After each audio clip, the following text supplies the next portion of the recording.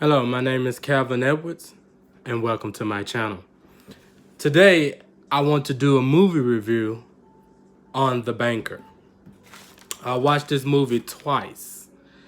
I saw it last night, and I saw it this afternoon. I'm just getting around to doing a video on the movie, but I really liked this movie. So I wrote some notes down, and I wanted you guys to actually be able to have the conversation with me, because I like to write things down and try to feel where the director and the writer was going with the movie. And then I like to tie it into to today and how we deal with things today. And maybe I can put in some other little information that you might don't necessarily hear from other movie reviewers. I like to put it into real perspective. You understand? All right, let's have a conversation.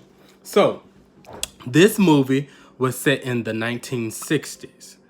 Actors playing this movie was Anthony Maggie, Samuel L. Jackson, Neil Long, some of the great black actors that we know. And in this movie, Anthony Mackie played Bernard Garret. Samuel L. Jackson played Mr. Joe. He owned clubs, and as we get into the movie, you'll see he owned like some 17, 18 clubs. Not clubs, just business building, the commercial side of real estate. In his town of Los Angeles, California. We'll get into all of that. So let me read what I wrote. It's about two entrepreneurs in the 1960s who brilliantly came up with an ingenious business plan to fight for housing, integration, and equal access to the American dream. Now, y'all know, I think that is overstating it a little bit. When black people actually did things, we wasn't fighting for the right. We just wanted it. It ain't like, when we do things, we don't fight for rights when we doing it. We just want to be American. It's the American thing to do, so we just, hey, let me try to get this because this is what I want. That's how I see it. Okay, so let's get into it. And the movie starts off with the first scene when it's stating that it's 1939 in Willis, Texas. So you already know. If it's in Texas in 1939, y'all already know. Anything in the South.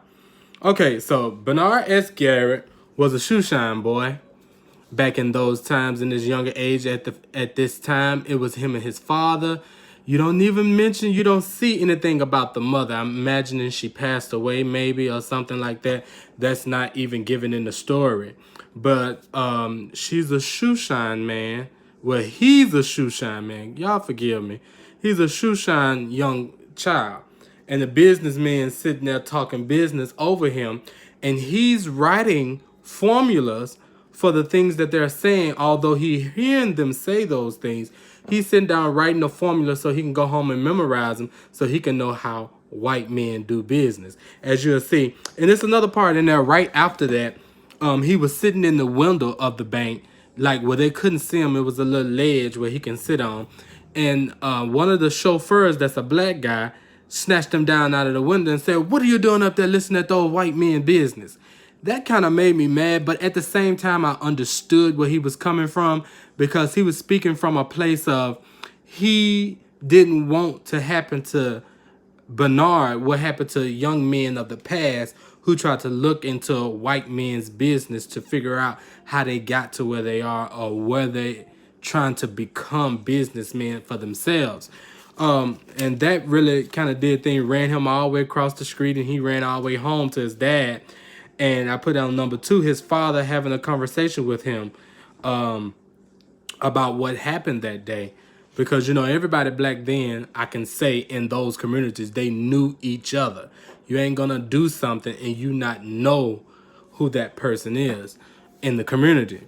So he having a conversation with his dad. His dad had his little notebook where he was writing down the formulas and calculations for real estate.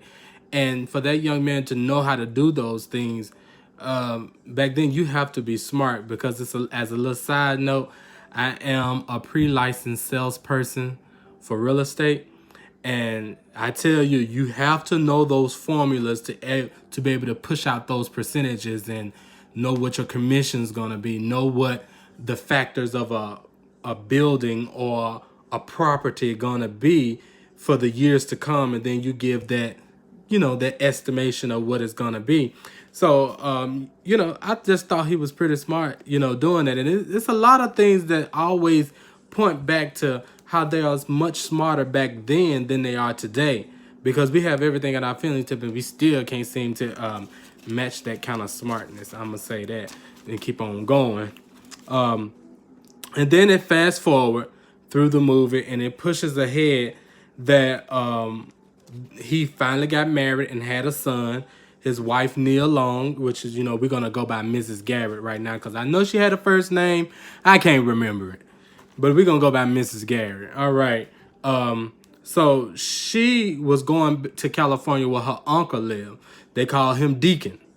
Okay, so they were sitting at the table and they was having a conversation with him about what he's going to do because the airport is offering jobs. And I promise you, he sounds just like one of the members of my family. They continue to ask me, like, they driving buses over there. You should go drive buses. That's not my vision. That's not my dream. Although, and then later in that same scene, he was asking her after everybody walked away from the table, he gonna say to Mrs. Garret, "What's wrong with your husband? Why do he not like working?" That same thing always come out with young black men who has visions, who have dreams, who want to accomplish something more than earning a paycheck. And I really appreciate what she said. She was like, it's not that he don't like work. My husband is a genius. He's going to find a way to bring everything in his dreams to pass. He's going to find a way to do that. She said he's a genius. And I just loved how that black woman stood by that black man, although it was her uncle doing all the side hustling and side talking against him. It wasn't bad. It was just how family talk, And so I like how she did that. I just really appreciated that. Then let's go on down here and let's ask number 4. Listen at how Mr. Steiner said, if you have a car, you got more money than me. This is on the heels of Bernard Garret dropping off his cousin at a job. Now, when he dropped his cousin off at a job, his cousin was friends with a white boy named Mr. Steiner. Mr. Steiner was a poor white boy, but I guess they try to tie in how poor white people was poor just like poor black people were poor. And I just have to put this in here because white people are poor not because of anything other than they failed at something and they just decided to just go and do this or just not do it. Black people are poor because we are literally the descendants of American slavery. We was locked into this box. And to have that in the same kind of thing, although we are poor in the same way, I'm just trying to push a different ideal to cloak the message that our poorness is not like their poorness. And I know somebody gonna get on me about that and talk about, no, we all the same. You ain't got nothing, they ain't got nothing, we all poor. No, that ain't how that work. Because our lineage is different from his lineage. And I do understand that that's friends and that's pretty good. And, you put that in the movie because, you got to have somebody else to hold up that standard for them. All right, so let's go on for them. And then the neighbors can't be white when black neighbors are busting at the seam. I wrote that down because he was talking to his wife as they was walking through a neighborhood, and she was telling him, honey, why are you looking at these properties in these white neighborhoods? And then he said, because the black neighborhood is busting at the seam, meaning black folks at the time was getting educations. They were getting small business in their own community. Now, we say small business, but it really wasn't small business. It was just a little side hustle that they was doing, that they was able to get up and move forward. And I think that busting at the seam, meaning they were looking for somewhere to go to where they can unload some of their monies into these areas.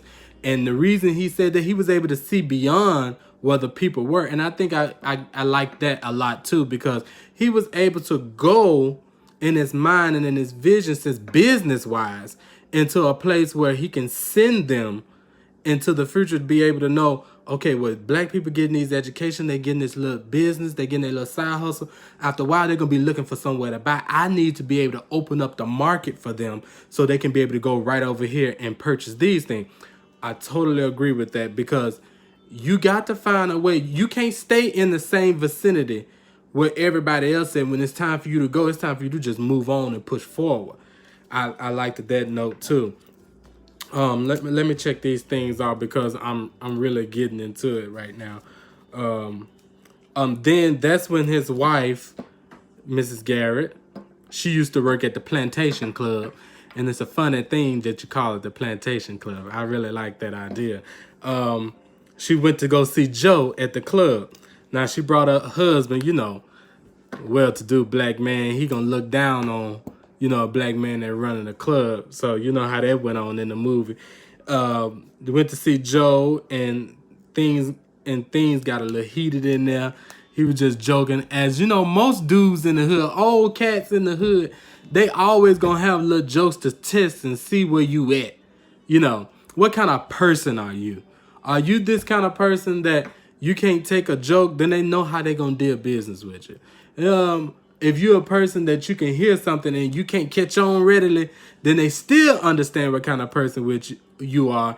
Because I tell you something about street boys, the street guys, the street men from the street, from the hood, whatever. They can read any little thing that comes against, that comes out of a person while they talking to them. They can just read it automatically. And that's why I think I like my brother, in the sense that when we talking about doing business, I was saying, well, I'm going to have you on my left side to let me know, hey, bro, this what you need. This what he meant by this, in the street lingo way. You know what I'm saying? So I liked that part of the story too. When he went to, after that situation, he got in the car with his wife. And if you hadn't noticed by now, all these are spoilers. Please don't watch this if you don't want to, be spoiled by anything that you're saying. I just really love this movie, and I'm trying to break it down as good as I can, because I wish I had the little graphics and the stuff like that I can put up on the screen so y'all can kind of get the gist of what's going on. But there's neither here nor there. Catch it in what I'm saying. So he went back to the car. He was upset, and his wife was explaining to him that Joe knows the mayor. You might need to try to talk to him, because you can't overlook him and then just go on. But he went to Barker, this guy that had a property that he wanted. They call it buildings, but a property that, like, townhouses, first floor townhouses, and he wanted to purchase that building for at least, I think it's $30,000 or $35,000. But he said, I'll give you $5,000. And he did the negotiation and whatever, and all that ties into that, which was a little form of little racism. But I think it was a test, just like he said it was a test. And then when he was going through that, he went back to the house, and he called himself going to go to the bank himself and talk to Mr. Reed. Now, Mr. Reed was the bank loan officer. So he went there to try to talk to him, but he couldn't talk to him because, black people couldn't get in the bank at that time. So he went outside and waited outside. I still just look at that like, you got to sit outside and wait on him to come out. But that's beside the point. He went outside and waited for the guy to come out. And once he waited for the guy to come out, that's when he started to talk to Mr. Reed about Mr. Reed told him to make an appointment. But you cannot make an appointment when you got that black skin. So he was just basically telling him that Mr. Barker had a property that he wanted to purchase. He wanted to go into that property with a loan. The bank didn't want to loan him the loan unless he had a grantor. And in real estate term, a grantor is somebody that's going to help cover to make sure it's paid for, so the bank won't be liable for anything that, that goes on with the property if you should lose it. Okay, so let's go on from there. But then that didn't go through. So he went home, was talking to his son, giving his son the rundown on, black life, and his father giving him a vision and dreams. And so he told him that he got one of his uncle's wife, Mr. Deacon, told him that he had a phone call, and the phone call was from Mr. Barker. Mr. Barker told him that he told Mr. Reed that he can get approved for the loan. He'll be the grantor and he'll back it, so he can go ahead on and purchase it and push it on through, because he know that black people are always getting stiffed, if that's a good word to use, in these kind of negotiation or even in business. So Mr. Barker backed him, and then he went back to Joe's club. And that's when he was in there. And his wife said something very kingly. She said, when you have a win, always take a step back and enjoy it. And enjoy it. When you get a win and you've been working so hard, enjoy your win. Don't always be so gung-ho pushing forward. You need to appreciate it so you can know, okay, I did this and we need to go forward. This movie was really awesome. I wrote down some good king notes, y'all. And I'm going to keep jumping. I'm jumping through. We might come back here and there, but I'm going to keep jumping through. And it says, what I wrote down in here, I need a street boy like Joe, the club owner. And that's why I told my brother, when I start going forth and buying bigger properties and, handling business, because I got some form of book sense and my brother got street sense, I'm going to have him in that room with me to try to, do things because, and see, this is me tying it into personal. The movie was one way, but I'm tying it into personal to see how I could benefit from what was shown in the movie. You understand? Because, and this was inspired by a true story, which means it happened. Which means sometimes we can be so by the book, that I can miss what the street knowledge is. And that's why you need your street boy. You need you somebody that's going to be right there and be like, no, this is what this is. And then I come back in with the book knowledge and lay it down and we can get that thing taken care of.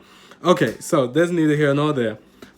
They went outside because Joe finally got into a conversation with him to let him know he ain't after Mrs. Garret. So, come on over here and let's go outside on the patio and have a drink. And that meant let's have a conversation. Let's talk business.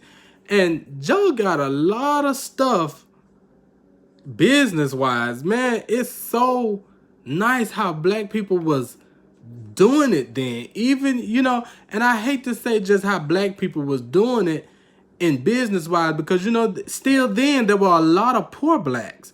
These were like the blacks that's upper echelon of the one. I can't even say the 1%er because we're going to get into that number that they bought that building for. And that was something else. And they went outside and started talking.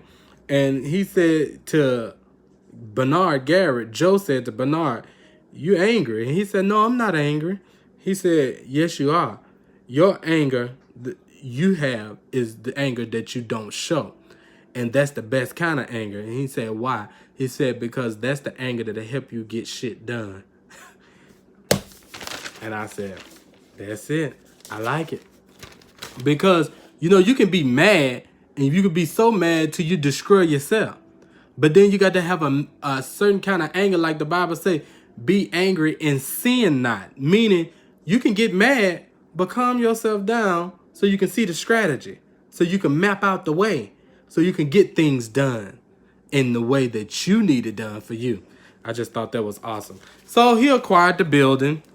And after that, Barker joined in him as a partnership 50-50 with everything because Barker said he's an Irishman and white folks look at him as a dirty Irishman. That's neither here nor there. So there it goes again, you guys. Everybody tying themselves with black people as the same to say they are oppressed in the same way. Now, I agree that, sometimes minorities, we can have the same benefits, not the same benefit, the same form of oppression and discrimination. That's fine. And I like, I can't use that word like. I see how they were tying in Irishmen, they were tying in poor whites with the struggle of black whites. But see, they got to understand, even in this movie, the white boy Steiner, before he became poor and working in a thing, he started a business selling ice cream as a drive-through.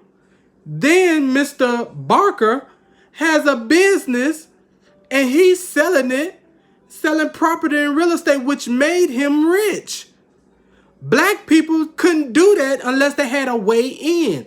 And I do like to let people understand that those two things are not the same.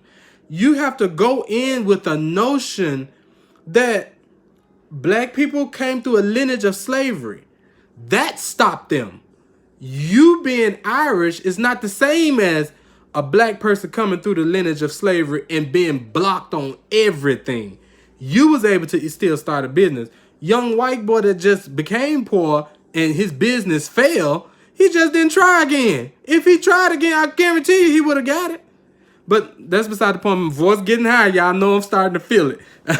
Okay, so number 8, he bought the building, and it go on into him in there fixing on things, manicuring the grass and making everything all right. Then this older white woman come in because she's the tenant in the building.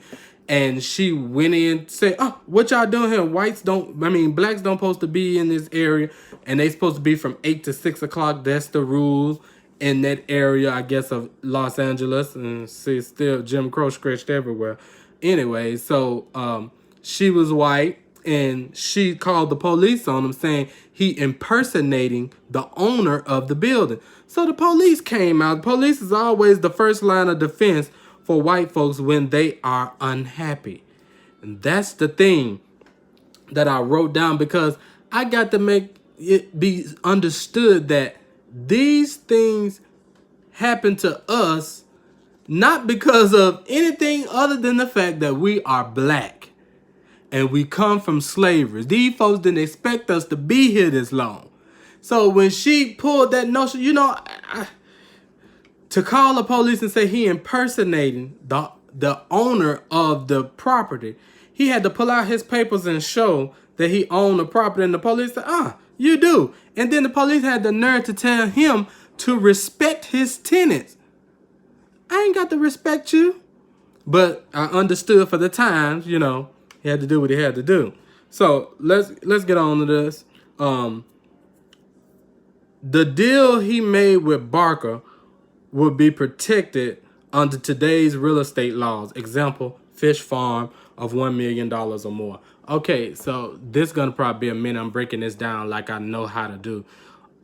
When you are in real estate, now you're a real estate investor. Now, I'm a pre-licensed sales representative, which means I'm coming up under the opposites of the Mississippi real estate laws. So in one sense, I can tell you the benefits of this. Now, I don't know if this operates into investment or investors, because now they follow a different code of conduct, I'm assuming. But as a realtor or real estate salesperson, we have to abide by the real estate laws of this state or whatever state that we're in. Now, he came up with this 50-50 plan with Mr. Barker. Mr. Barker dies in the midst of him, doing all these business plans with him. So the thing is, his wife says she want to buy him out because she don't want to be in business with a black man. You know what I'm saying? That's beside. Y'all got to forgive me because I just had to say it just like it was put on the thing. So she said she didn't want to be in business with a black man. So he said, but I own 50% of those properties too. So obviously they didn't put the price in there, and she was trying to low bid him. But let me tell you something. In real estate, he would be protected under the law of partnership, because you went into that those properties together as partners. And so let me tell you how this worked. Now, when let's say I, Calvin Edwards, was in partnership with another realtor, and I can't say real estate. Let me change that. I, Calvin Edwards, a farmer, fish farmer, had a a friend, let's say Jarice. See, these some good names. Jarice Visa. He comes and we partner together to start a fish farm. Now, we just got into the hedge of it. Me and Jarice I put 500,000 in. Jarice put 500,000 in. So now we at a place where we can say we put in a certain amount of money, and our partnership says that we are the ones that benefit from this. Now, let's say Jarice dies. Now, I, as a person, or no, not I, or his wife, can come to me and say she want to buy my rights to the fish farm. It wasn't between me and her. It was between me and him. Now, when he died, because of partnership ownership rights, all of that comes directly to me. And now I have to choose whether or not I want to give her something out of this business deal. Now, if he wasn't smart enough to have a will to put things in it to say that she could be in this, now, more than